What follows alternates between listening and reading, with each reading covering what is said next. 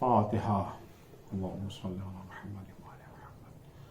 بسم الله الرحمن الرحيم. الحمد لله رب العالمين الرحمن الرحيم مالك يوم الدين إياك نعبد وإياك نستعين اهدنا الصراط المستقيم صراط الذين أنعمت عليهم غير المغضوب عليهم ولا الضالين. اللهم صل على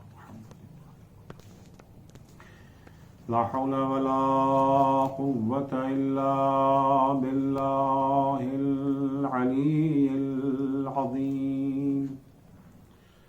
أعوذ بالله من الشيطان اللعين الرجيم. بسم الله الرحمن الرحيم. الحمد لله والصلاة والسلام على رسول الله وعلى آله آل الله لا سيما بقية الله ولعنة الله على أعدائهم أعداء الله من يومنا هذا إلى لقاء الله. أما بعد فقد قال الإمام جعفر الصادق عليه السلام: حق على كل مسلم يعرفنا أن يعرض عمله في كل يوم وليلة على نفسه فيكون محاسب نفسه، فإن رأى حسنة استزاد منها وإن رأى سيئة يستغفر منها لئلا يخزى يوم القيامة. عزیزان گرامی، کل کی مجلس میں نے آپ کی خدمت میں یہ عرض کیا تھا کہ اللہ نے ہمیں شیعہ اہل بیت میں شامل ہونے کا شرف عطا کیا. شیعہ اللہ کے وہ منتخب بندے ہیں جنہوں نے اپنے عقائد اور اپنے اعمال کے ذریعے اپنی نجات کی ضمانت حاصل کر لی ہے، جن کے سلسلے میں سرکار ختمی مرتبت حضرت محمد مصطفیٰ صلی اللہ علیہ وآلہ وسلم ارشاد فرماتے ہیں مولا کائنات کو خطاب کر کے: یا علی انت وشیعتک هم الفائزون یوم القیامہ. اے علی، تمہارے شیعہ ہی قیامت کے دن کامیاب ہیں. عزیزو، میں نے یہ بھی آپ کی خدمت میں عرض کیا تھا کہ جن کے رتبے ہیں سوا، ان کو سوا مشکل ہے. اگر شیعوں کا رتبہ بلند ہے تو ان کے سامنے خطرات بھی فراواں ہیں. جس راستے سے وہ گزر رہے ہیں وہ بہت ہی پرخطر راستہ ہے. امام جعفر صادق علیہ السلام اپنے شیعوں کو آگاہ کرتے ہوئے، ہوشیار کرتے ہوئے ارشاد فرماتے ہیں کہ شیطان نے پوری دنیا میں، اس پرفریب دنیا میں شیطان نے اپنا جال بچھا رکھا ہے، اور اس کا ٹارگٹ، اس کا نشانہ ہمارے شیعوں کے سوا کوئی اور نہیں ہے. ہمارے چاہنے والے، ہماری محبت کا دم بھرنے والے ہی اس کا نشانہ ہیں، اس کا ٹارگٹ ہے. البتہ اس کے بعد امام نے اپنے شیعوں اور چاہنے والوں کا تعارف کرا دیا. امام پہلے اپنے شیعوں اور چاہنے والوں کا تعارف کراتے ہیں کہ ان کی پہچان کیا ہے. اس کے بعد یہ بتاتے ہیں کہ شیعہ کس طرح سے شیطان کی سازشوں سے محفوظ رہ سکتے ہیں۔ امام اپنے شیعوں کا تعارف کراتے ہوئے ارشاد فرماتے ہیں کہ ان کی پہچان یہ ہے کہ وہ دنیا کے فریبی چہرے اور اس کی حقیقت سے بخوبی آگاہ ہوتے ہیں۔ وہ جانتے ہیں کہ دنیا کیا ہے، اس کی حقیقت کیا ہے، اسی لیے وہ کبھی بھی عشق دنیا میں گرفتار نہیں ہوتے اور کسی بھی قیمت پر اپنی آخرت کا سودا کرنے کے لیے تیار نہیں ہوتے۔ دنیا ان کی نگاہ میں اس خوبصورت زہریلے سانپ کے مانند ہے جو انہیں ڈسنے کے لیے ہزار رنگ بدلتا ہے، اسی لیے وہ کبھی بھی دنیا سے سمجھوتا اور اس سے دوستی کرنے کے لیے تیار نہیں ہوتے۔ شیعوں کے ان صفات کے باوجود شیطان ان سے مایوس نہیں ہوتا اور ان کا شکار کرنے کے لیے شب و روز سازشوں کے جال بچھاتا رہتا ہے۔ امام صادق علیہ الصلوۃ والسلام اپنے شیعوں کو شیطان کے پرفریب جال سے بچانے کے لیے اپنے شیعوں کو ایک نسخہ کیمیا عطا فرماتے ہیں کہ اگر شیعہ اس پر عمل کرتے رہیں تو وہ ہمیشہ ہمیشہ کے لیے شیطان کے جال سے محفوظ ہو جائیں گے اور اس کی سب تدبیریں ناکام ہو جائیں گی۔ امام فرماتے حق علی کل مسلم یعرفنا، ہر اس مسلمان پر واجب اور لازم ہے جسے ہماری معرفت حاصل ہے۔ ہر مسلمان سے خطاب نہیں ہے، علی کل مسلم یعرفنا، ہر وہ مسلمان جو پہچانتا ہے کہ ہم کون ہیں، جسے ہماری معرفت حاصل ہے۔ ظاہر سی بات ہے جسے امام کی معرفت حاصل ہو جائے گی یقیناً اس کے دل و دماغ میں شمع عشق امام بھی روشن ہو جائے گی۔ امام کا عرفان اس کا لازمہ امام کی محبت ہے، عشق امام ہے۔ تو جن لوگوں کے دل میں امام فرماتے ہیں کہ ہماری معرفت ہے، ان سے خطاب ہے۔ حق علی کل مسلم یعرفنا، ہر وہ مسلمان جسے ہماری معرفت حاصل ہے اس پر واجب اور لازم ہے ان یعرض عملہ فی کل یوم و لیلہ علی نفسہ، کہ وہ ہر شب و روز اپنا عمل اپنے نفس کے سامنے پیش کرے۔ فیکون محاسب نفسہ، ہر وہ شخص، ہر وہ مسلمان جسے ہماری معرفت حاصل ہے اس کا فریضہ ہے، اس پر واجب ہے کہ وہ اپنے نفس کا حساب لے، اپنے نفس کا محاسب بن جائے۔ فَإِن رَأَى حَسَنَةً اسْتَزَادَ مِنْهَا، جب اس نے اپنے نفس کا حساب لیا کہ صبح سے شام تک آج ہم نے کیا کیا ہے، اسے اپنے نامہ اعمال میں نیکیاں ہی نیکیاں نظر آئی، اچھائیاں ہی اچھائیاں نظر آئی، استزاد منہا، تو دوسرے دن اس سے زیادہ نیکی بجا لانے کی کوشش کرے۔ وَإِن رَأَى سَيِّئَةً يَسْتَغْفِرُ مِنْهَا، اور اگر نامہ اعمال میں گناہ نظر آ گیا، برائیاں نظر آ گئیں تو استغفار کرے۔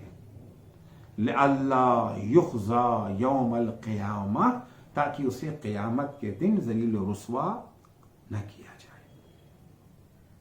حدیثوں میں محاسبہ نفس پر بہت زور دیا گیا ہے۔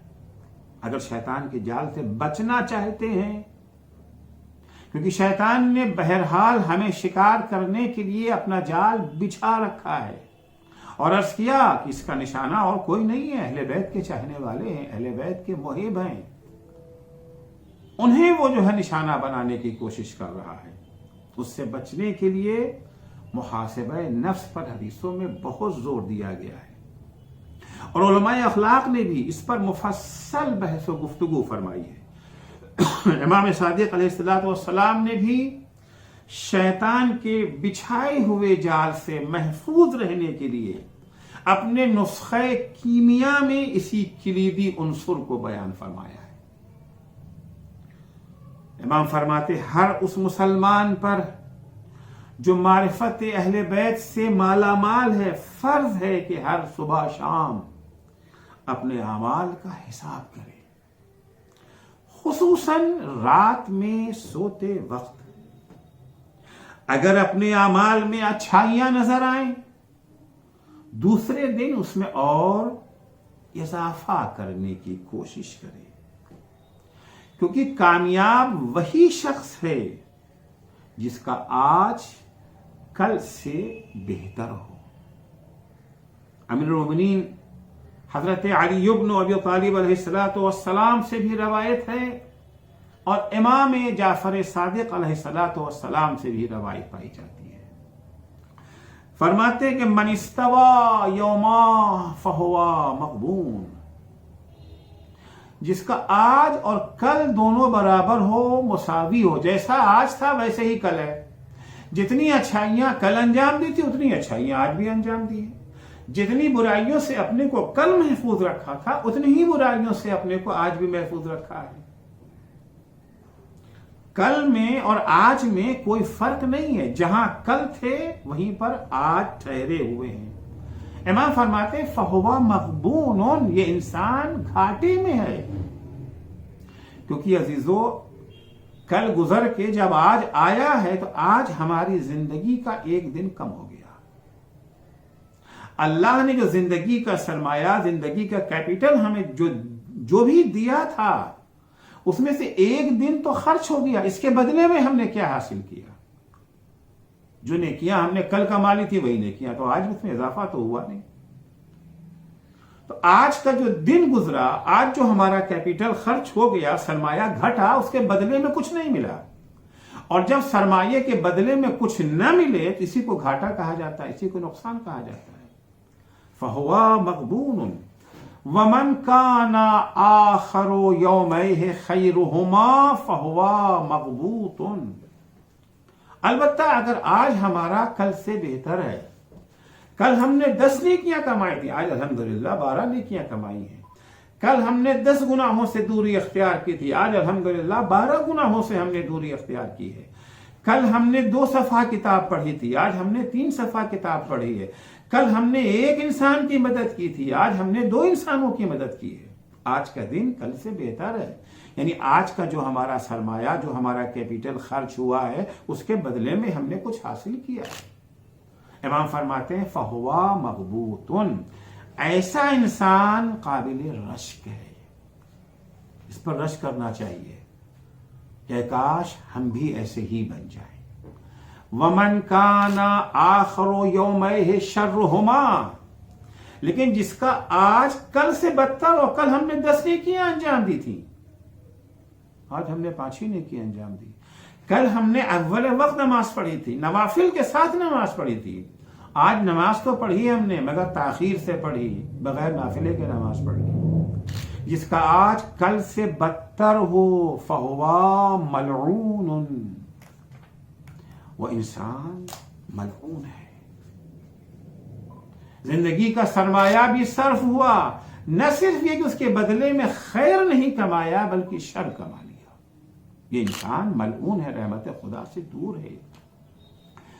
इमाम फरमाते हैं वमन लम यरा ज़ियादता फी नफ्सिही फहुवा इला नुक़सान, जो इंसान अपने नफ्स में, अपनी नेकियों में इजाफा न देखे, जो नेकियां कल थी वही नेकियां भी आज हैं, फहुवा इला नुक़सान, तो फिर वो इंसान कमी की तरफ जा रहा है। वमन काना इला नुक़सान फल मौतु खैरुन लहु मिनल हयात, और जो इंसान कमी की तरफ जा रहा है, नक्स की तरफ गामजन है, उसके लिए जिंदगी से बेहतर मौत है, मर जाना ही बेहतर है। इमाम सादिक फरमाते हैं कि अपना हिसाब किया फ़इन रआ हसनतन इस्तज़ादा मिनहा, अगर नामे आमाल में नेकियां नजर आ गई हैं तो उसमें इजाफे की कोशिश करे, वहीं पर ठहर नहीं जाए, अगर शैतान के जाल से बचना चाहता है, वरना शैतान का शिकार हो जाना कतई है। وَإِنْ رَأَى سَيِّئَةً، اور اگر خدا نخواستہ نام اعمال میں کوئی برائی نظر آ گئی، کوئی گناہ نظر آ گیا، تو اسے چاہیے استغفر، فوراً استغفار کرے، تاکہ قیامت لئلا یخزى یوم القیامہ، تاکہ قیامت کے دن اسے خلائق کے سامنے ذلیل و رسوا نہ ہونا پڑے۔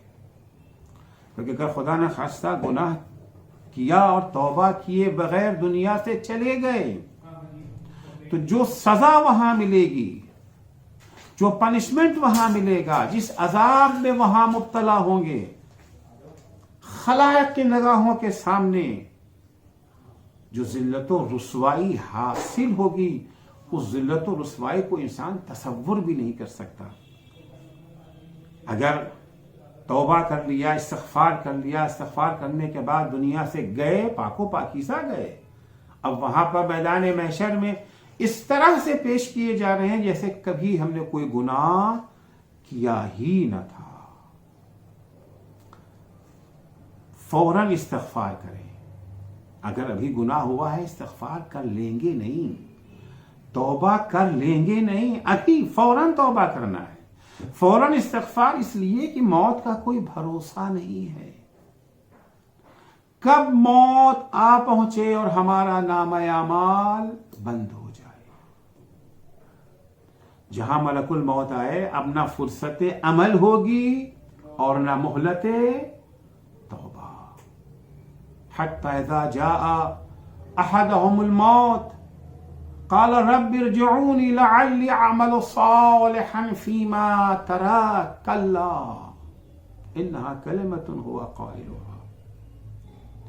قرآن مجید میں جب کسی کی موت کا وقت آ جاتا ہے، جب موت کا ہنگام آ جاتا ہے، جب ملک الموت کی شکل نظر آنے لگی، ملک الموت سامنے کھڑے ہیں روح قبض کرنے کے لیے، اب یہ وہ موقع ہوتا ہے، یہ وہ ہنگام ہوتا ہے جب نگاہوں پر سے پردے ہٹ جاتے ہیں۔ ابھی بہت ساری چیزیں ہیں، بہت سارے حقائق ہیں جو ہمیں نظر نہیں آتے ہیں۔ ہمیں نہ جنت نظر آ رہی ہے، نہ ہمیں جہنم نظر آ رہا ہے، نہ ہمیں اہل بیت اطہار علیہ السلام کے روئے انور کی زیارت ہو پاتی ہے، ہم انہیں دیکھ پاتے ہیں، وہ ہمارے درمیان ہوتے ہیں، مجلسوں میں تشریف لاتے ہیں، امام زمانہ اکثر ہمارے درمیان ہوتے ہیں، مگر ہم انہیں پہچان نہیں پاتے کیونکہ ہماری آنکھوں پر پردہ پڑا ہے، ان حقائق کو ہم دیکھ نہیں سکتے۔ نورانی حقائق، برزخی حقائق کو دیکھنے سے ہماری یہ آنکھیں عاجز ہیں، لیکن جب موت کا ہنگام آ جاتا ہے، جب ملک الموت سرہانے آ جاتے ہیں تو ملک الموت بھی دکھائی دینے لگتے ہیں، وہ جنت بھی دکھائی دینے لگتی ہے، وہ جہنم بھی دکھائی دینے لگتا ہے جس کا انکار کیا کرتے تھے، جس کا مذاق اڑایا کرتے تھے۔ امیر المومنین بھی نظر آنے لگتے ہیں، یہ سب نظر آ رہے ہیں، اور اپنا نام اعمال بھی نگاہوں کے سامنے ہے کہ ہمارے نام اعمال میں ایک طرف جنت ہے، ایک طرف جہنم ہے۔ ہمارے نام اعمال میں جنت والی چیز تو پائی نہیں جاتی ہے، جو چیزیں ہیں وہ سب جہنم والی ہیں۔ نیکیاں تو ہم نے انجام نہیں دی، کر لیں گے کر لیں گے کر لیں گے، ٹالتے رہے ٹالتے رہے ٹالتے رہے، گناہ کا ارتکاب ہو گیا تھا، توبہ کو بھی ٹالتے۔ ابھی کیا ہے، ابھی تو جوانی ہے، بڑھاپا آئے گا تو توبہ کر لیں گے۔ بوڑھے ہو جانے کے بعد بھی اپنے کو بوڑھا ماننے کو تیار نہیں ہوتے۔ ارے وہ 60 سال والا تھوڑی بوڑھا ہوتا ہو، تو 90 سال والا بوڑھا ہوتا ہے۔ 90 سال والا بھی کہتا ہے تو 100 سال والا بوڑھا ہوتا ہے، کوئی اپنے کو ماننے کو تیار نہیں، یہاں تک کہ موت آ گئی۔ اب جب انجام نگاہوں کے سامنے ہم انسان پڑپڑانے لگتا ہے، قال رب ارجعونی، خدا یا پلٹا دے، تھوڑی سی اور مہلت دے دے، میں دنیا میں جا کر کے نیک عمل، لعلی اعمل صالحا، جو چیزیں چھوٹ گئی ہیں اس کو انجام دے لوں، جو نیک کام نہیں کیا اسے کر لوں، جو برائیاں کی ہیں اس کی توبہ مانگ لوں، استغفار کر لوں، اس کے بعد تیری بارگاہ میں آتا ہوں۔ جواب ملے کلا، نہیں، اب کوئی مہلت نہیں ہے، ختم ہو گیا، عمل کا ٹائم ختم ہو گیا، تلافی کا وقت نکل گیا، توبہ کا وقت چلا گیا۔ اسی لیے کہتے ہیں کہ توبہ فوراً کرنا ہے۔ موت جب آئے، وقت آ جائے گا۔ اچھا یہ موت آئے گی کب یہ بھی تو نہیں معلوم۔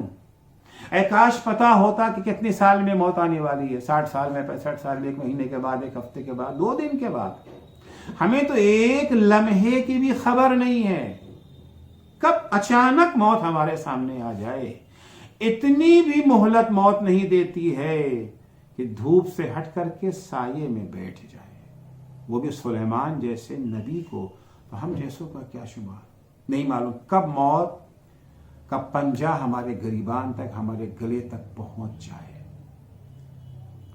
جس چیز کے بارے میں ہمیں نہیں پتا کہ کب آئے گی، تو اس کے لیے تو ہمیں ہمیشہ تیار رہنا چاہیے نا۔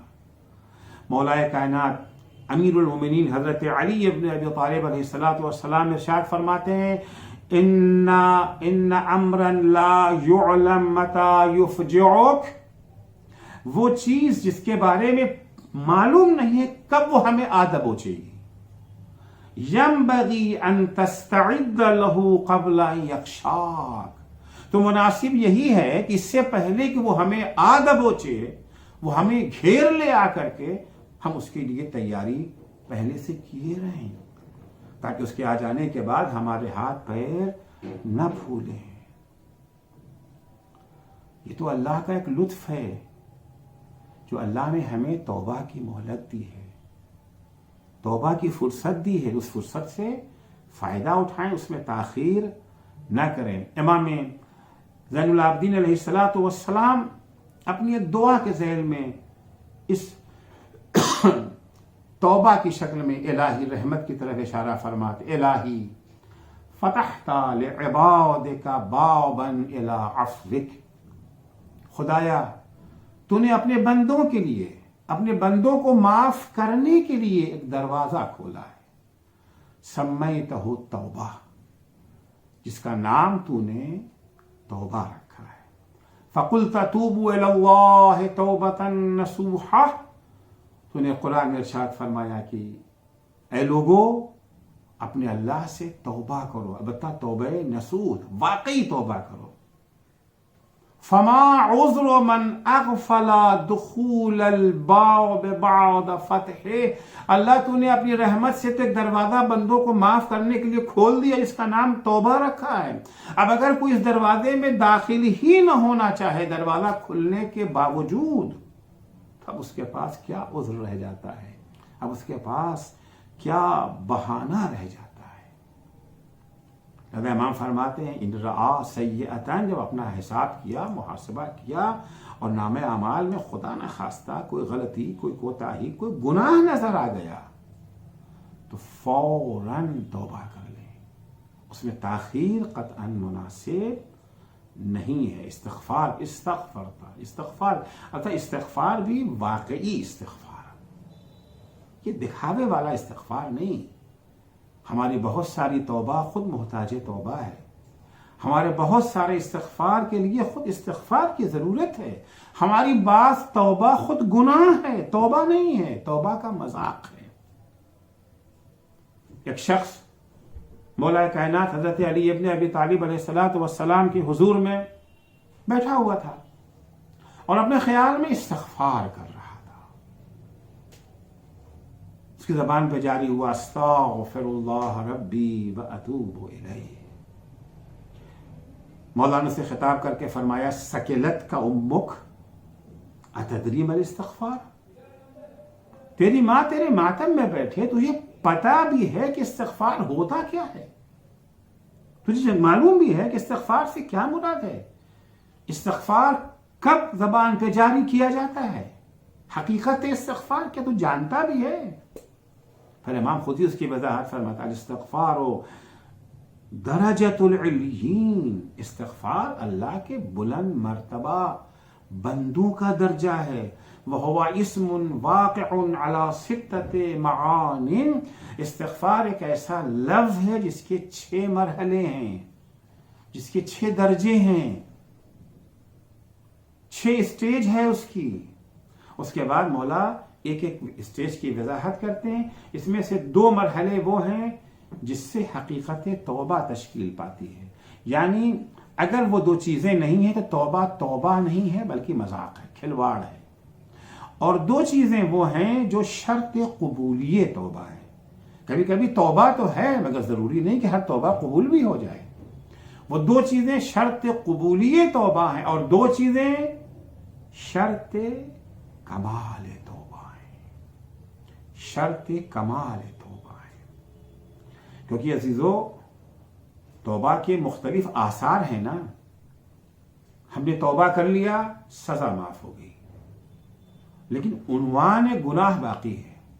لوگوں کو پتا ہے کہ انہوں نے گناہ کیا تھا، انہوں نے جھوٹ بولا تھا، انہوں نے غیبت کی تھی، انہوں نے تہمت لگائی تھی، سزا معاف ہو گئی ہے۔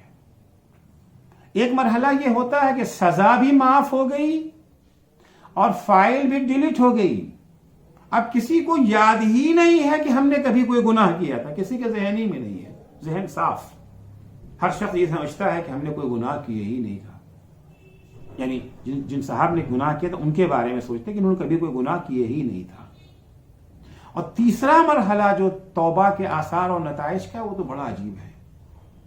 دیکھیے، سزا معاف ہو گئی، لوگ بھول کے، فرض کیجئے 5 سال تک ایک انسان نے نماز نہیں پڑھی تھی، روزہ نہیں رکھا تھا، جھوٹ بولتا تھا، غیبت کرتا تھا۔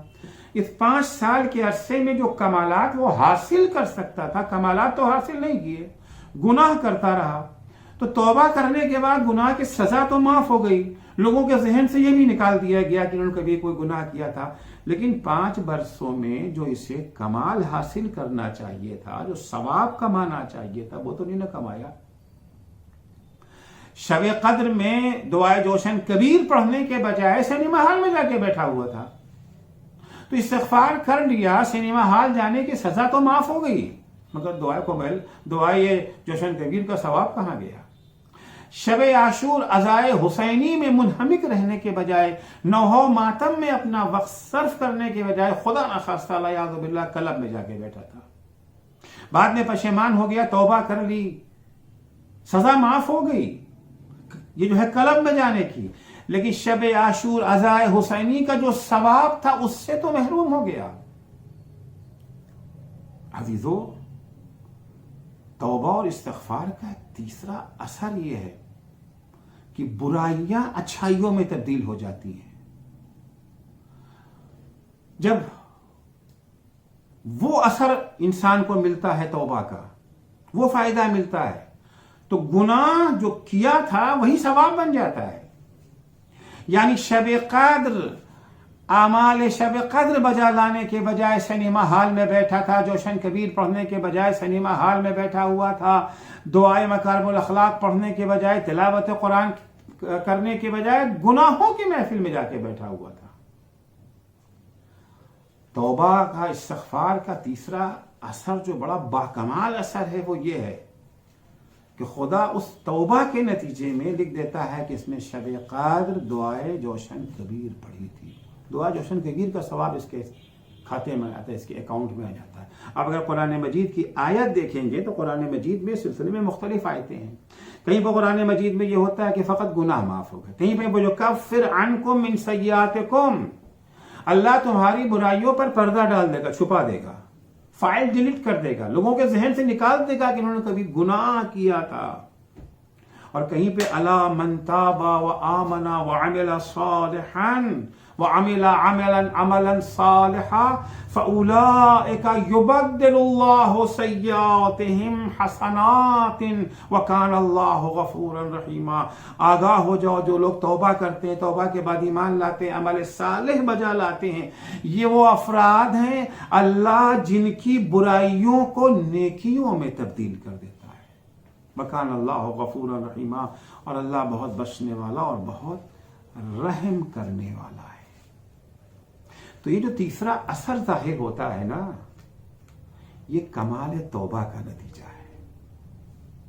قبولی توبہ کے نتیجے میں سزائیں معاف ہو جاتی ہیں، قبولی توبہ کے نتیجے میں فائل ڈیلیٹ ہو جاتی ہے، لیکن کمال توبہ کے نتیجے میں برائیاں اچھائیوں میں تبدیل ہو جاتی ہیں۔ یبدل اللہ سیئاتہم حسنات۔ وہ 6 درجات کیا ہیں وہ آپ کی خدمت میں عرض کرتا ہوں۔ امام فرماتے ہیں والاستغفار هو اسم واقع على 6 معان، ایک ایسا لفظ ہے جس کے 6 مرحلے ہیں، جس کی 6 اسٹیج ہیں۔ فرماتے اولها الندم على ما مضى، پہلی اسٹیج توبہ کی، پہلا مرحلہ جس سے حقیقت توبہ تشکیل پائے گی، جو کچھ ہو چکا ہے اس پر شرمندگی ہو، پشیمانی ہو، ندامت ہو. اگر کوئی نماز قضا ہو گئی ہے تو نماز کے قضا ہونے سے شرمندہ ہیں, روزہ چھوڑنے پر پشیمان ہیں, نادم ہیں, خدا نخواستہ کسی کی غیبت کر لیا ہے تو بے چینی ہے, پشیمانی ہے, پریشانی, کیوں میں نے فلاں کی غیبت کر لیا. پشیمانی تو آپ جانتے ہیں نا, آج کل ہمارے ہندوستان میں اکثر اشتہارات آتے رہتے ہیں, فلاں کمپنی کھلی ہے, اس کمپنی کو اگر 1 لاکھ روپے آپ دے دیں, سال بھر میں وہ کمپنی 5 گنا کر کے آپ کو دے دے گی, 5 لاکھ بنا کے دے گی. بعض افراد اس طرح کے ایڈورٹائز سے دھوکہ کھا جاتے ہیں اور اپنی ساری جمع پونجی ان لٹیروں کے حوالے کر دیتے ہیں. حتیٰ جس گھر میں رہتے گھر کو بیچ کر کے دے دیتے, خود چلے جاتے کرائے کے مکان پر کہ 50 لاکھ کا گھر بیچا ہے, سال بھر کے بعد ہمیں تو 2.5 کروڑ مل ہی جائے گا. 2.5 کروڑ کے نتیجے میں ہم بہترین 1 کروڑ کا گھر خرید کر کے 1.5 کروڑ اپنے جیب میں رکھیں گے. ایک خواب و خیال کی دنیا میں چلے جاتے ہیں, گھر بیچ کے ان کے حوالے کر دیا, خوش ہیں کہ سال پورا ہوتے ہی ہم کو 2.5 کروڑ ملے گا. ابھی 11 ہی مہینے گزرے تھے کہ پتہ چلا کمپنی ہی غائب ہو گئی. نہ آدم کا پتہ ہے, نہ آدم ذات کا پتہ ہے, نہ اس طرح کی کمپنی کچھ ہے ہی نہیں. اب جو انہیں خبر ملتی ہے ان کا کیا عالم ہوتا ہے, کیا حشر ہوتا ہے. ہائے افسوس, یہ میں نے کیا. اسے کہتے ہیں پشیمانی, اسے کہتے ہیں ندامت. جو حال اس شخص کا جس نے اپنا 50 لاکھ روپیہ کھو دیا ہے, شرمندہ ہے, کیوں میں نے فلاں کے حوالے یہ رقم کر دی. جل پورے وجود میں اس کے آگ لگی ہوتی ہے. یہی حال جو انسان توبہ کرنا چاہتا ہے اس کے اندر ہو. ہائے افسوس, کیوں میں نے اپنی زندگی کی قیمتی لمحات کو گناہ میں صرف کر دیے. ہائے افسوس, ہم نے نماز جیسی عبادت چھوڑ دی. ہائے افسوس, ہم روزے جیسی نعمت سے محروم ہو گئے. ہائے افسوس, ہم نے فلاں کی غیبت کر کے اپنے لیے انگارے بھر لیے. وہ افسوس ہونا چاہیے. اولها الندم علی ما مضی. پہلی شرط, پہلا درجہ, پہلی اسٹیج جو توبہ اور استغفار کے لیے ہے وہ یہ ہے کہ شرمندگی ہو, ندامت ہونی چاہیے. والثانی العزم علی ترک العود الیہ ابدا. شرمندگی اور پشیمانی کا نتیجہ یہ نکلے گا پختہ ارادہ کہ اب کبھی ایسا نہ کریں. اگر ہماری نماز صبح قضا ہو گئے, اب نہیں قضا ہونے دیں گے. اگر ہم نے روزہ نہیں رکھا دوستوں کے چکر میں آ کر کے, اب کبھی ایسا نہ کریں گے. اگر ہم نے فلاں جگہ پر شیطان کے بہکاوے میں آ کے غیبت کر لیا, اب قسم کھاتے پکا ارادہ ہے کبھی ایسا نہیں کریں گے. وہ جن صاحب کا 50 لاکھ روپیہ فلاں کمپنی لے کر کے غائب ہو گئی, رفو چکر ہو گئی, اب اگر دوسری کمپنی آیا اور ان سے یہی وعدہ کرے, دیں گے اس کو؟ بھروسہ کریں گے؟ ہرگز نہیں کریں گے. یہ توبہ کی دوسری شکل ہے. ان دو چیزوں سے حقیقت توبہ تشکیل پر.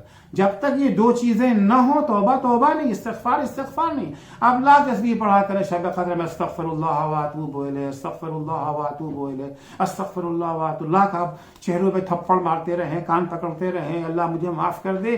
جب تک یہ 2 چیزیں نہ ہوں گی یہ توبہ نہیں ہے, یہ مذاق ہے توبہ کا. پہلے پشیمانی اور شرمندگی, دوسرے پختہ ارادہ کہ اب ایسا نہ کریں گے.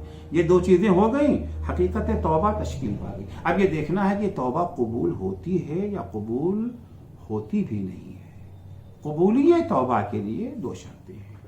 جو ہم نے گناہ کیے ہیں ان کی 2 قسمیں ہیں. کچھ گناہ وہ ہیں جن کا تعلق حقوق اللہ سے ہے, کچھ گناہ وہ ہیں جن کا تعلق حقوق العباد سے ہے. حقوق اللہ کا گناہ ہے, نماز نہیں پڑھی ہے, روزہ نہیں رکھا ہے ہم نے, یہ وہ گناہ ہے جن کا تعلق حقوق اللہ سے ہے. حقوق العباد کا گناہ, کسی کا حق مار لیا, والد کا انتقال ہوا, ہم بڑے بھائی تھے, طاقتور بھائی تھے, بقیہ بھائی بہن چھوٹے تھے, کمزور تھے, سب کو گھر سے نکال کے پورے گھر کا قبضہ کر لیا. یہ حقوق العباد ہے. کسی کی غیبت کیا ہے اس کے پس پشت, یہ حقوق العباد ہے. کسی پہ تہمت لگائی ہے, یہ حقوق العباد ہے. قبولیت توبہ کے لیے شرط یہ ہے کہ اگر حقوق اللہ ہیں انہیں ادا کرے, اگر حقوق العباد ہیں انہیں ادا کرے. فرماتے ہیں والثالث ان تؤدی الی المخلوقین حقوقهم حتی تلقى اللہ یوم القیامت ام جن بندگان خدا کے حقوق ہم نے پامال کیے ہیں ان کے حقوق کو ادا کریں، جن کا مال ہڑپ لیا ہے ان کا مال انہیں واپس کریں یا ان سے معافی مانگیں، وہ ہم کو معاف کر دیں، بخش دیں ہمیں۔ جن کی غیبت کی ہے ان کے دروازے پہ جائیں، جا کر کے ان سے معافی مانگیں، چاہے ہمیں ذلیل ہی کیوں نہ ہونا پڑے، کیونکہ آخرت میں ذلیل ہونے سے بہتر ہے کہ دنیا میں ذلیل ہو جائیں۔ لِأَلَّا يُخْزَى يَوْمَ الْقِيَامَةِ، قیامت کے دن تو پوری خلائق کے سامنے ذلیل ہونا پڑے گا۔ گناہ کرنے کے بعد ذلت تو ہمارے مقدر میں لکھی گئی ہے، چاہے دنیا میں ذلیل ہونا چاہے آخرت میں۔ یہ ہم ان کے سامنے بھلا ہم ان کے سامنے سر جھکائیں گے؟ ہاں جھکانا پڑے گا، ان کا دل دکھایا، ان کو تکلیف پہنچائی ہے، ان سے جا کر کے ان کا حق ادا کریں، تاکہ قیامت کے دن پروردگار کی بارگاہ میں آئیں تو بالکل پاک و صاف، کسی کا کوئی حق ہماری گردن پر نہ ہو، کیونکہ اگر کسی کا حق ہماری گردن پر ہو پروردگار خود اس سے معاف نہ کرے گا جب تک وہ معاف نہ کر دے۔ ایک ایک چیز کا بدلہ وہاں پر چکانا پڑے گا۔ بہت سارے افراد ہوتے ہیں جنہوں نے نمازیں بھی پڑھی ہیں، روزے بھی رکھے ہیں، حج بھی بجانا، اچھے اچھے کام بہت کیے ہیں، مگر ساتھ میں برے کام بھی کرتے رہتے ہیں۔ عبادات کے میدان میں صف اول ہیں مگر اخلاقیات کے میدان میں زیرو ہیں۔ پیغمبر اسلام صلی اللہ علیہ وآلہ وسلم کی حدیث سے حضور ارشاد فرماتے ہیں کہ یأتی من امتی یوم المحشر بصلاۃ وصیام وزکاۃ وحج، ہماری امت میں سے کچھ ایسے افراد اٹھائے جائیں گے، محشر کے میدان میں لائے جائیں گے، جن کے ساتھ مقبول نمازیں ہوں گی، مقبول روزے ہوں گے، مقبول حج ہوگا، مقبول زکوٰۃ ہوگی۔ میں مقبول اس لیے کہہ رہا ہوں کہ ثواب مقبول نماز پر ہے، ثواب مقبول روزے پر ہے، ثواب مقبول حج پر ہے، ثواب مقبول زکوٰۃ پر ہے۔ ثواب صرف نماز پہ نہیں ہے، ثواب صرف حج پر نہیں ہے، مقبول حج شرط ہے۔ قیامت میں مقبول حج لے کر کے آئے ہیں، مقبول زکوٰۃ لے کر کے آئے ہیں، مقبول روزہ لے کے آئے ہیں، مقبول نماز لے کر کے آئے ہیں۔ یہ تو عبادات کا عالم ہے، مگر اخلاقیات کا عالم یہ تھا، قد ہتک ھذا وضرب ھذا وشتم ھذا واکل ھذا، انہیں گالی دیا ہے، ان کی توہین کی ہے، ان کی بے عزتی کی ہے، ان کی غیبت کی ہے، ان کا مال کھا لیا ہے، ان پر ہاتھ اٹھایا ہے۔ وہ سارے کے سارے بارگاہ معبود میں کھڑے ہیں، یا خدایا ہمیں انصاف چاہیے، ہمیں ہمارا حق چاہیے، انہوں نے ہمارا مال کھا لیا ہے۔ مال کھا لیا تو واپس کرو، قیامت میں تو پیسہ ہی نہیں ہے نا، سونا چاندی درہم و دینار ڈالر پاؤنڈ تو یہیں چھوڑ کے گئے، وہاں تو لے کے گئے نہیں، وہاں تو لے کے جا ہی نہیں سکتے، کیا دیں؟ اور دیے بغیر کام نہ بنے گا تو کیا مطلب ہے؟ بینکرپسی فائل کر دی جائے کہ صاحب کیا کریں، مفلس ہیں ہی نہیں نہیں نہیں نہیں، وہ انتظام ہے فَيُؤْخَذُ مِنْ حَسَنَاتِهِ، ان کی نیکیاں لے کر کے اسے دے دی جائے گی۔ نماز اسے دے دیں گے جس کی غیبت کی گئی تھی، روزہ اسے دے دیں گے جس پر تہمت لگائی گئی تھی، حج کا ثواب اسے دے دیں گے جس کا مال ہڑپ لیا تھا۔ اور اگر نیکیاں ساری ختم ہو گئی مگر جن کے حقوق تھے، شکایت کرنے والوں کے بھی صف لگی ہوئی، اب کیا کریں گے؟ جن پر انہوں نے ظلم کیا تھا، جن کی غیبت کی تھی، جن کے ساتھ زیادتی کی تھی، جن کی توہین کی تھی، جنہیں گالیاں دی تھیں، ان کا گناہ ان کے کھاتے میں ڈال دیا جائے گا۔ کتنی بڑی ذلت ہے، کتنی بڑی رسوائی ہے، کتنی بڑی ناکامی ہے قیامت کے دن۔ اگر برائی نام اعمال میں نظر آ کے استغفر منہا، استغفار کرو، لئلا یخزی یوم القیامہ، امام صادق فرماتے تاکہ قیامت کے دن ذلیل و رسوا نہ ہو سکے، قیامت کے دن شکست و زبوحالی کا شکار نہ ہو سکیں۔ استغفار کے لیے تیسری شرط کیا ہے؟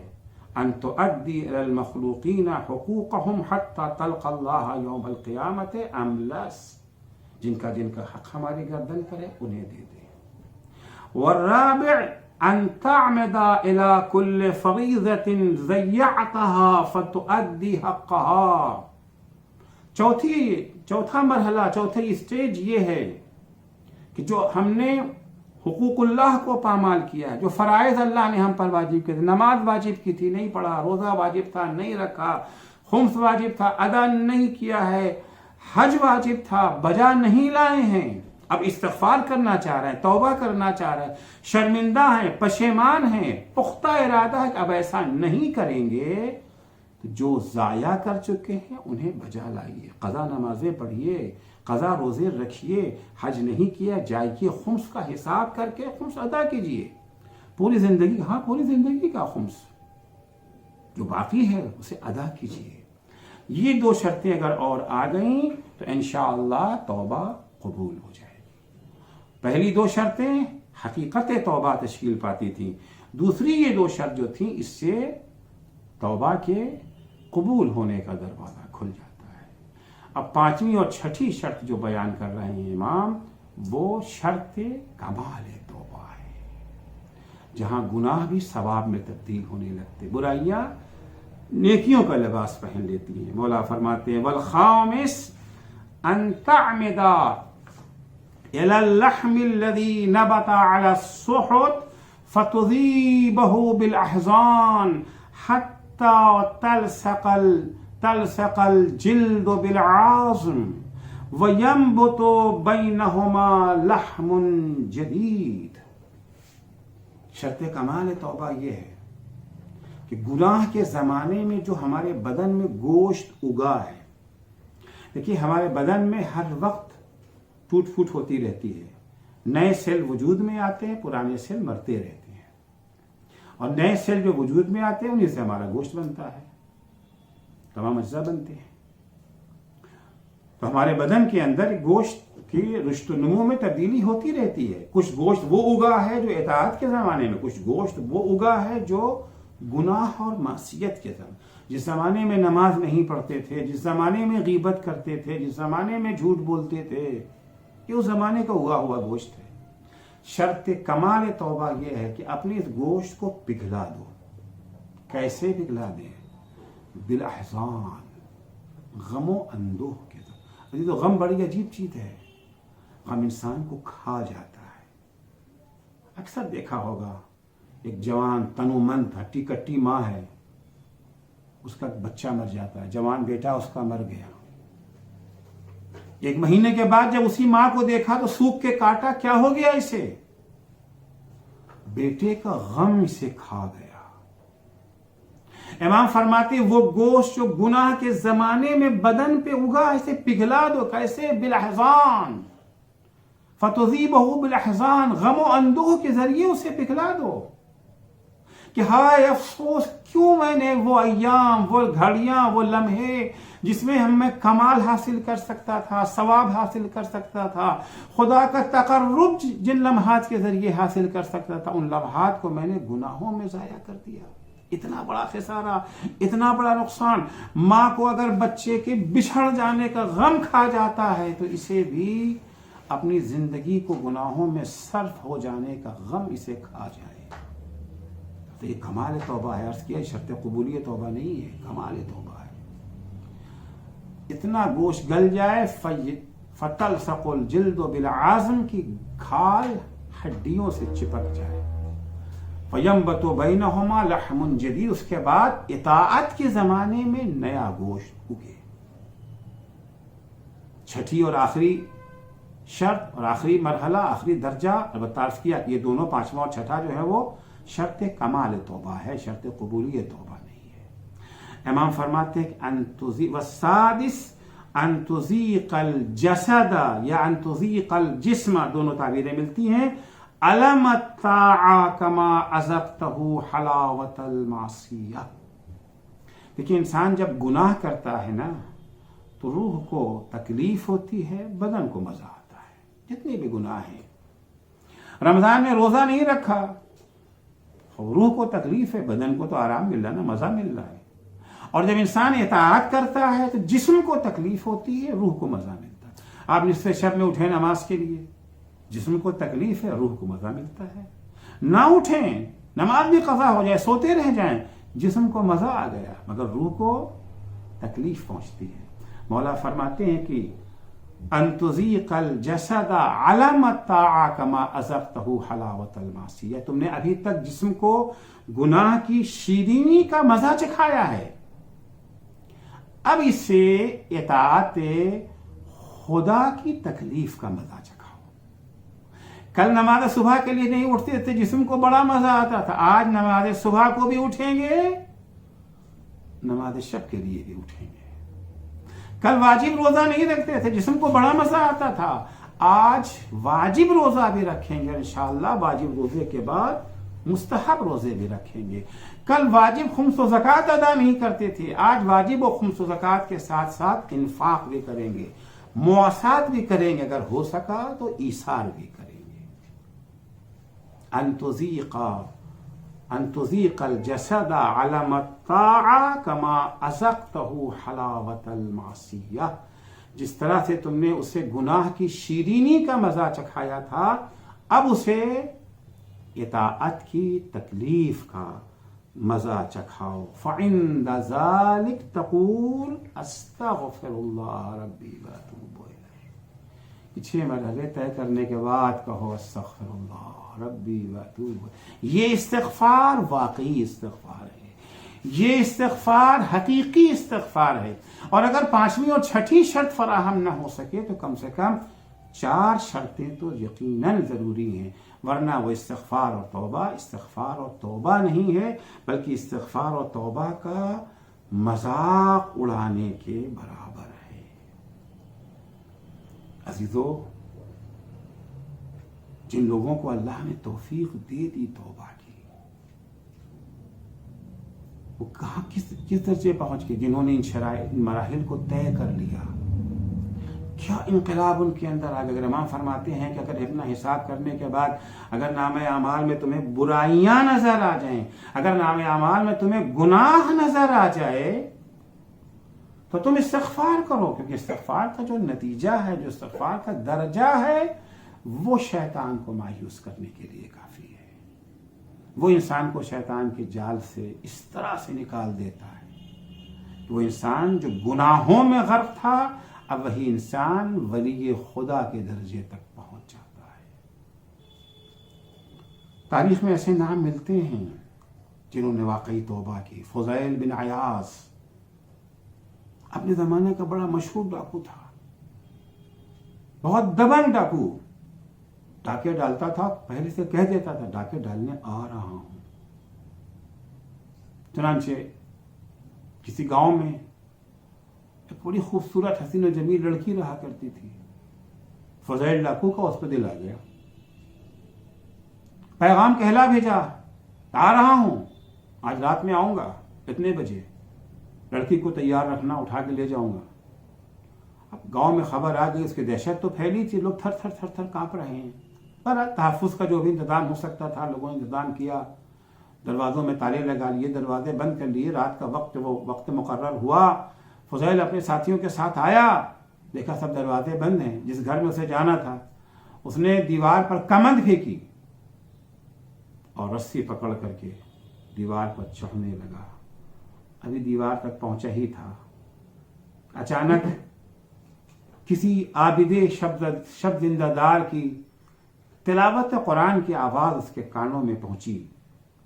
وہ عابد شب زندہ دار اس آیہ شریفہ کی تلاوت کر رہا تھا، الم یعن للذین آمنوا ان تخشع قلوبہم لذکر اللہ.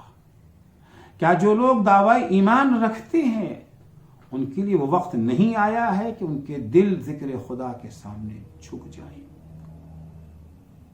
نہ جانے کس سوچ سے وہ عابد شب زندہ دار اس آیت کی تلاوت کر رہا تھا کہ دل جا کر کے سیدھے فضیل کے دل پر اثر انداز ہوئی یہ آیت.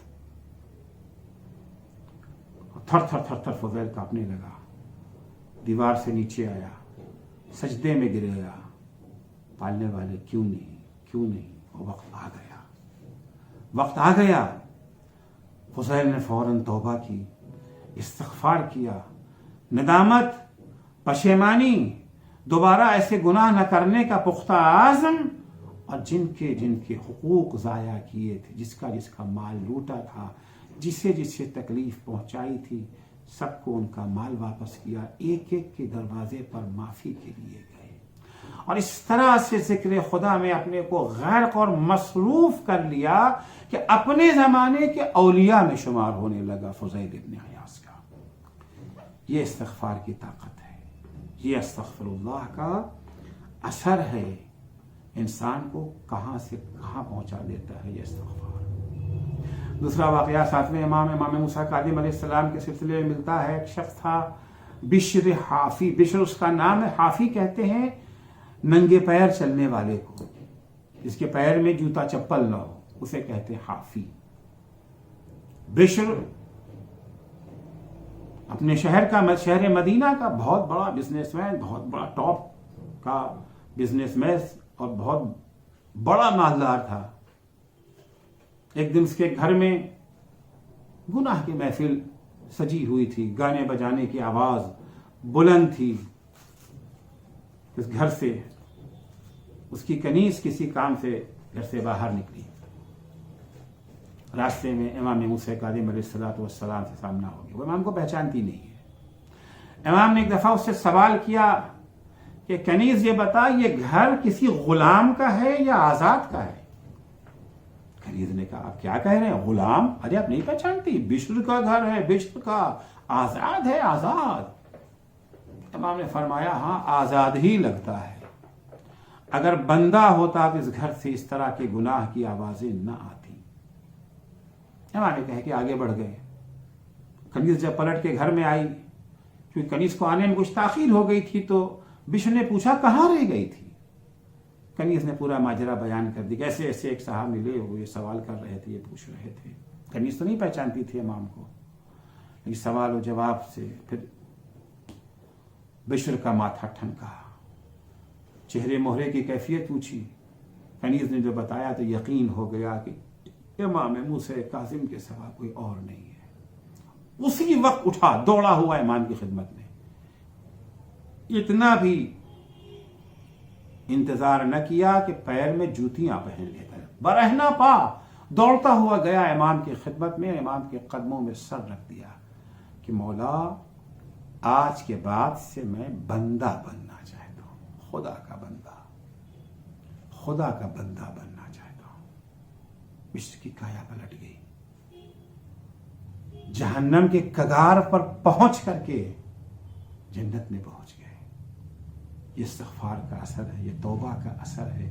اگر امام فرماتے ہیں کہ اپنے نام اعمال کا حساب کرنے کے بعد اگر تمہیں نام اعمال میں نیکیاں نظر آئیں تو مزید انجام دو، اگر برائیاں نظر آ جائیں تو استغفار کرو، توبہ کرو. لیکن عرض کیا ہر توبہ نہیں، فضیل جیسی توبہ، بشر جیسی توبہ، یا یوں کہوں حر جیسی توبہ. کیا انقلاب حر کے اندر پیدا ہو گیا اس توبہ کے ذریعے سے. آج اگر حر نے یہ توبہ نہ کی ہوتی تو آج جہاں ہم عمر سعد کے ساتھ کے نام پر کہتے ہیں لعنت اللہ علیہ، حرملا کے لیے کہتے ہیں لعنت اللہ علیہ، وہیں حر کے لیے بھی یہی لفظ استعمال کیا جاتا. لیکن یہ استغفار اور توبہ کا معجزہ ہے کہ آج ہم لعنت اللہ علیہ کے بجائے کہتے ہیں حر سلام اللہ علیہ. جن القاب سے ہم حبیب کو یاد کرتے ہیں، جن القاب سے ہم مسلم ابن اوسجا کو یاد کرتے ہیں، اسی لقب سے حر ریاحی کو بھی یاد کرتے ہیں. عزیزو، اب انسان توبہ یعنی واپسی، پلٹ کر کے آ جانا. جب بندہ خدا کی طرف پلٹ کر کے آتا ہے تو خدا بھی اپنی رحمتوں کو اس کی طرف پلٹا دیتا ہے. اسی لیے توبہ کا لفظ دونوں کے لیے استعمال ہوتا ہے، اللہ کے لیے بھی اور بندے کے لیے بھی. تاب العبد و تاب اللہ، بندہ بھی توبہ کرتا ہے، اللہ بھی توبہ کرتا ہے. بندہ یعنی پلٹ کے اپنے معبود کی بارگاہ میں آتا ہے، اور اللہ اپنی رحمتوں کو اپنے بندے کی طرف پلٹا دیتا ہے. کیا کہنا ہے حر کا مقدر. ایک زمانہ وہ تھا کہ جب حر نے امام کے لجام فرس پہ ہاتھ ڈال دیا تھا کہ مولا آپ آگے نہیں بڑھ سکتے. جس وقت لجام فرس پر حر نے ہاتھ ڈالا تھا تو امام نے کیا کہا تھا، اے حر تیری ماں تیرے ماتم میں بیٹھے، تیری یہ مجال، تیری یہ ہمت کہ تو میرا راستہ روکے گا. اللہ اکبر. عزیزو، یہ جملہ دہن عصمت سے نکلا ہوا جملہ ہے، حکمت میں ڈوبا ہوا جملہ ہے. ہر لفظ امام کی زبان سے جو نکلتا ہے وہ نپاتلا لفظ ہوتا ہے. شاید امام حر کی ماں کا نام لے کر کے حر کے ذہن میں اپنی ماں کا تصور بیدار کرنا چاہتے ہیں کہ حر تجھے پتا ہے تو کس کے مقابلے میں کھڑا ہے؟ تو فاطمہ زہرا کے لخت جگر کے مقابلے میں کھڑا ہے۔ بڑی عظمت تھی بی بی سیدہ فاطمہ زہرا کی، بڑی عظمتوں کی مالک تھی، بڑا احترام تھا۔ اور حسین کا جملہ اپنا کام کر بھی گیا۔ جب حسین نے کہا کہ حر جا، تیری ماں تیرے ماتم میں بیٹھے، تو حر نے جواب میں کیا کہا؟ آقا آپ نے تو میری ماں کا نام لے لیا کہ میں کیا کروں؟ آپ کی ماں تو وہ عظیم خاتون ہے جس کا نام بھی بغیر وضو زبان پر نہیں لایا جا سکتا۔ مولا اگر کسی اور نے میری ماں کا نام لیا ہوتا تو میں بھی جواب میں اس کی ماں کا نام لیتا۔ ابھی تو حسین کے جملہ اپنا کام کر گیا ہے، خود سوچنے پر مجبور ہو چکا ہے کس کے مقابلے میں، یہاں تک کہ جب شب عاشور آ گئی ہے، فیصلے کی رات آ گئی ہے، کل جنگ ہو کر کے رہے گی، حر اپنے کو جنت و جہنم کے درمیان محسوس کر رہا ہے، فیصلہ کرنا ہے حر کو، توبہ کی منزلوں کو سر کرنا ہے، حر بے چین ہے، مضطرب ہے، پریشان ہے، گویا توبہ کا پہلا مرحلہ شروع ہو رہا ہے، پشیمانی کا دور ہے، ندامت کا دور ہے، پشیمان ہے حر، بے چینی سے ٹہل رہا ہے۔ غلام نے بھی یہ منظر دیکھا کہ کوزے میں پانی لے کر کے حر کے پاس گیا، حر نے پانی کا وہ کاسا تو لے لیا، کچھ دیر تک پانی کو دیکھ کر کے پینے کے بجائے پانی کو زمین پر پھینک دیا۔ مقاتل میں یہ تو نہیں ہے کہ حر کو پانی میں کیا نظر آیا، لیکن تصور تو کر سکتے ہیں نا، کہیں ایسا تو نہیں ہے کہ حر نے جب سطح آپ کو دیکھا تو حسین کے ننھے ننھے بچوں کی بلکتی ہوئی تصویریں نظر آنے لگی، اے حر تو پانی پی رہا ہے اور ہم یہاں پیاس سے تڑپ رہے ہیں۔ حر کے غلام نے جب یہ منظر دیکھا تو بھاگا ہوا حر کے بھائی کے پاس گیا، جا کر کے پورا ماجرا بیان کیا کہ بے چینی سے خیمے میں ٹہل رہے، میں نے پانی پیش کیا تو پانی پینے کے بجائے زمین پر پھینک دیا۔ حر کا بھائی آیا، بھیا یہ میں کیا سن رہا ہوں، بھیا یہ اضطراب کیسا، یہ بے چینی کیسی، یہ پریشانی کیسی؟ عزیزوں کچھ سوالات ہوتے ہیں جن کا جواب لفظوں میں دینا ممکن نہیں ہوتا ہے۔ حر نے بھی اپنے بھائی کا ہاتھ پکڑا، خیمے سے باہر نکلا، جا کے خیام حسینی کے پیچھے کھڑا ہو گیا کہ بھیا غور سے سنو، تمہیں تمہارے سوالوں کا جواب مل جائے گا۔ اب جو حر کے بھائی نے غور سے سننا شروع کیا تو حر نے پوچھا، بھیا تمہیں کچھ سنائی دے رہا ہے؟ کہا بھیا ایک آواز ہے جو مسلسل میرے کانوں سے ٹکرا رہی ہے۔ بھیا کیا سنائی دے رہا ہے؟ کہ بھیا حسین کے خیمے سے ننھے ننھے بچوں کی آواز، لتاش ہائے پیاس کی آوازیں آ رہی ہے۔ حر کہتا بھیا یہ کہاں کا انصاف، انہیں پہچانتے ہو نا، یہ وہی ہے جب ہمارا پورا لشکر پیاس سے ہلاک ہو رہا تھا، انہوں نے صرف ہمارے انسانوں ہی کو پانی نہیں پلایا، جانوروں تک کو پانی پلایا۔ بھیا یہ کہاں کا انصاف، آج ہمارے جانور بھی پانی پی رہے لیکن رسول کا نواسا، اس کے چھوٹے چھوٹے بچے پیاس سے تڑپ رہے ہیں۔ اجرکم اللہ، عاشور کی یہ شب رخصت ہوئی، صبح عاشورہ نمودار ہوئی، حر نے مکمل فیصلہ کر لیا ہے۔ حر توبہ کے پہلے اور دوسرے مرحلے کو طے کر چکا ہے، اب تیسرے چوتھے مرحلے بلکہ پانچویں اور چھٹے مرحلے کی طرف آگے بڑھ رہا ہے۔ بیٹے کو ساتھ لیا، لشکر عمر ساتھ سے آہستہ آہستہ جب تھوڑا دور ہو گیا، ایک جگہ پہ رک کر کے کہتا ہے، اے بیٹا میرے ہاتھوں کو باندھ دو۔ کیوں بابا؟ کہا بیٹا انہی ہاتھوں سے تو نجا میں فرس پہ ہاتھ ڈالا تھا۔ اس کے بعد کہتا ہے بیٹا میری آنکھوں پر پٹی باندھ دو۔ کیوں بابا؟ ارے بیٹا اب حسین سے آنکھ ملانے کی تاب نہیں رہ گئی ہے۔ دونوں باپ بیٹے چلے حسین کی طرف۔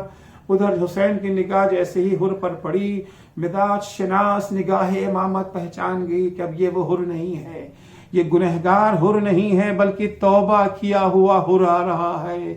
یبدل اللہ سیئاتہم حسنات، اللہ ان کی برائیوں کو نیکیوں سے بدل دیتا ہے۔ فوراً امام ایک دفعہ جناب عباس سے کہتے، بھیا عباس ارے مہمان آ رہا ہے، استقبال کو آگے بڑھو۔ بیٹا علی اکبر مہمان کے استقبال کے لیے جاؤ۔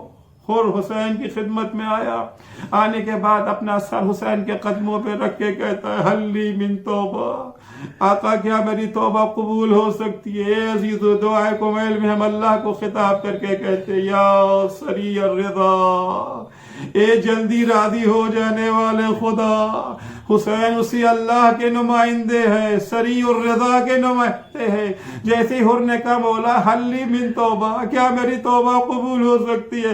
فوراً حسین نے حر کو اٹھا کر کے اپنے سینے سے لگا لیا، اے حر میں نے معاف کیا، میرے خدا نے معاف کیا، لیکن اے حر تو ایسے وقت میں ہمارے پاس آیا ہے، تیری ضیافت کے لیے ہمارے خیمے میں قطرہ پانی بھی نہیں ہے۔ حر کہتا ہے مولا میری ضیافت کی فکر نہ کیجیے، اب میری ضیافت کا انتظام آپ کے نانا ہوتے کوثر پہ کریں گے، مجھے اذن شہادت عطا ہو۔